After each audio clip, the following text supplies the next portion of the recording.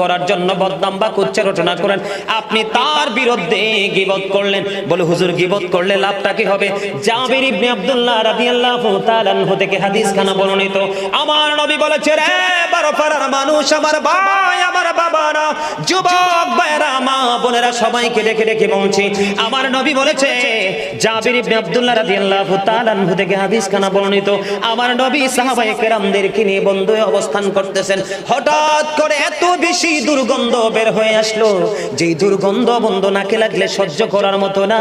এবার আমার নবীকে প্রশ্ন করলো, নবী প্রশ্ন করলো, এই দুর্গন্ধটা কোথা থেকে এসেছে, এটা কি তোমরা জানো? এই কথা যখন বলতে দেরি সাহাবায়ে কেরাম উত্তর দিলেন, নবী গো, আপনি তো ভালো জানেন। এবার আমার নবী উত্তর দিয়ে দিল, এই দুর্গন্ধটা হলো যেই মানুষগুলো একজন আরেকজনের বদনাম করতেছে, গীবত করতেছে, তাদের শরীর থেকে এই দুর্গন্ধটা আসতেছে। জোরে জোরে নাউজুবিল্লাহ, আর জোরে বলেন না নাউজুবিল্লাহ।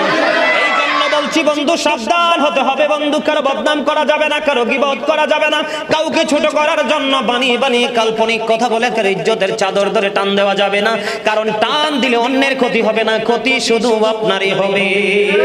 কার হবে? কারণ আল্লাহ রাব্বুল আলামিন বলেছেন, ইন্নাল্লাহা লা ইয়াজলিমুন নাসা শাইয়্যান ওয়ালাকিন্নান নাসা আনফুসাহুম ইয়াজলিমুন। আল্লাহ বলেছেন, আল্লাহ মানুষের উপর জুলুম করে না, মানুষ নিজেই নিজের উপর জুলুম করে। নাউজুবিল্লাহ, আর আওয়াজ করে বলেন না নাউজুবিল্লাহ, আর একটু মহব্বতে পড়ুন নাউজুবিল্লাহ। তাহলে গীবত থেকে দূরে থাকবেন তো। গীবত করা মানে আপনার বড় ভাইয়ের গোশত খাওয়ার সমান। কি করা সমান? কি? এই গোশত খাওয়া থেকে দূরে থাকবো। আপনি রোজাও রাখলেন, গীবত করলেন বন্ধু, আপনার রোজাটা কবুল হবে না।